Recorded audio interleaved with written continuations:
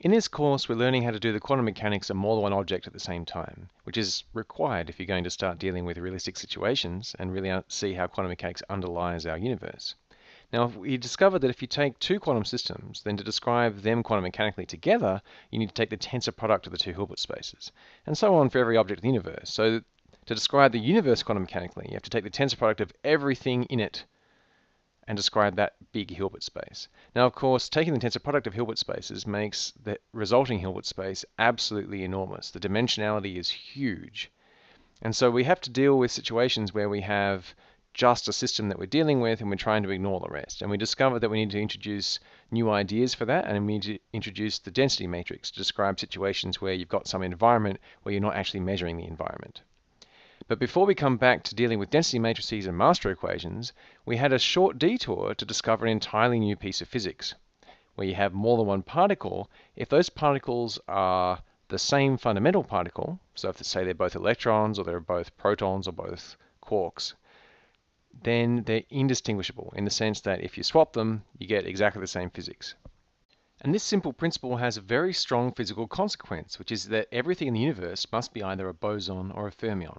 Now, a boson has a symmetric wave function when you interchange particles, and a fermion has an antisymmetric wave function when you interchange particles. And whether something is a boson or a fermion has enormously important effects on things like transition rates. So if you have a fermion and another fermion, they can't be in the same state, whereas bosons can. Furthermore, if you try and transition one fermion into the state that another fermion is already in, it can't happen. And boson, it actually happens faster. That's boson enhancement.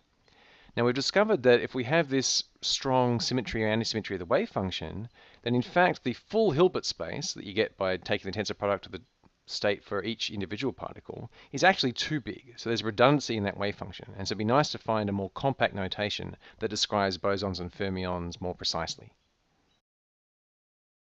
Suppose we have two identical particles that have two states. Then the general form for the wave function looks like this.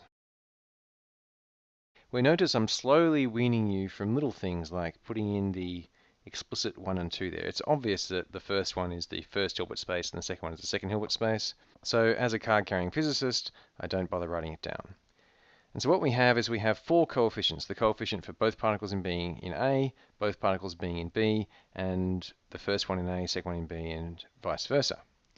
Now the question is, if these are fermions, what restrictions do we have for these coefficients? And of course, my next question is going to be, if they're identical bosons, what are the restrictions that we have? So if they're fermions, then we know that this state here must be 0, and that this state here must be 0, and furthermore, this one here has to be just negative the other one. So there's very little freedom there. This state has to be normalized, so really all this can contain is a phase, and that is the state. If we're going to normalize it though, the really normalized state is going to have a 1 on root 2 there, and so we should really adjust this coefficient CAB to be root 2 CAB. Okay, well let's look at the bosons. There are a lot less restrictions here because we might be in this state and we might be in that state. That's now allowed. So the only restriction we have is that that number and that number are identical.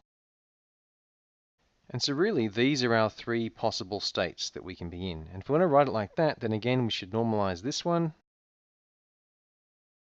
So CAA bar is just the same as CAA, and same for CBB bar and CBB. But these two, the ABs, are related again by a factor of root 2. So we assume up here that these A's and B's are normalized states. So if we take the inner product with themselves, they'll get 1. If we take the inner product with the other one, they'll get 0. And what that means is that the coefficients, C, are normalized in the usual sense. However, we're not sticking with that because this state here is not really an independently allowable state of the system. We can't be in that state. If we're a fermion, we have to be in this state.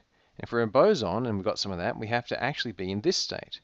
And so what we're doing over here on the right with the C bars is we're taking away some of that redundancy. And we also want to have, even once we take out some of those redundant terms, what we want is the state still to be normalized and these coefficients still to be normalized. But because we have less actual elements in this sum, obviously we're going to have to change what these coefficients are in order to have them still be normalized. And we can see in this case for two states and two bosons that these CAB bars had to be root 2 larger than the CAB, And that's because we had less terms in this sum. Over here we had two terms that added up together to give us our normalized condition, and here we had to make the C bar slightly larger to get that same normalization.